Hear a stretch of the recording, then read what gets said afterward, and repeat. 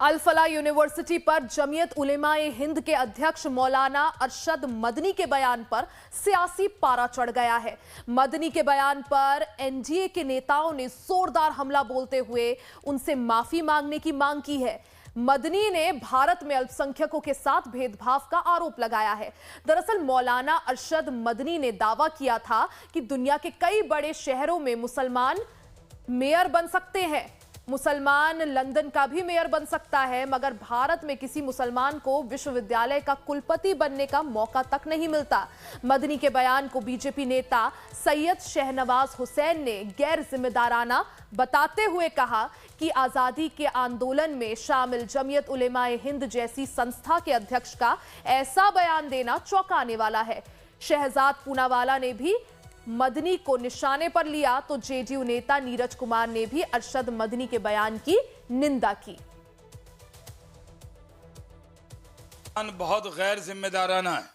वो बुजुर्ग हैं, उनको याद रखना चाहिए कि जमायतुल उलमा हिंद ने आज़ादी के आंदोलन में योगदान दिया था और उनसे ऐसे बयान की कोई अपेक्षा उम्मीद नहीं थी।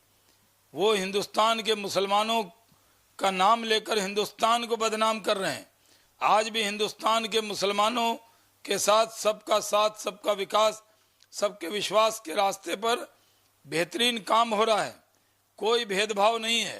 भारत के मुसलमानों के लिए भारत से अच्छा देश, हिंदू से अच्छा दोस्त और मोदी से अच्छा नेता नहीं मिल सकता।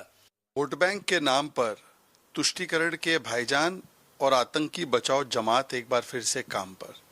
अरशद मदनी जी, मेयर वेयर की बात तो छोड़िए, आपको शायद इल्म होगा ही कि इस देश का राष्ट्रपति, इस देश का उपराष्ट्रपति, इस देश के चीफ जस्टिस, देश के गृह मंत्री मुसलमान बने हैं। देश के सबसे बड़े कलाकार हो, सबसे बड़े बिजनेसमैन हो, ये भी मुस्लिम कम्युनिटी से आए हैं।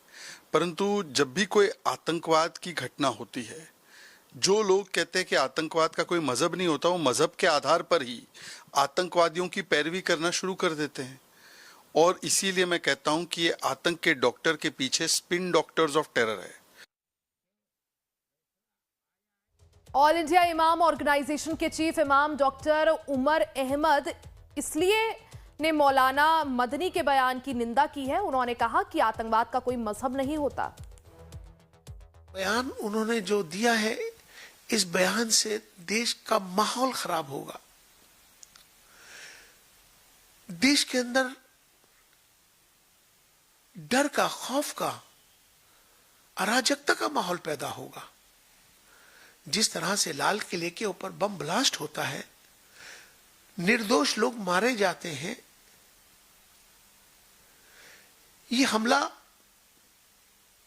भारत पर नहीं, भारत की आत्मा पर हमला होता है। आतंकवाद का कोई मजहब नहीं होता। आतंकवादी होता है, वो शैतान होता है। लेकिन कोई आतंकवादी, अगर कोई मुसलमान पकड़ा जाता है तो हमें उसका विरोध करना होगा।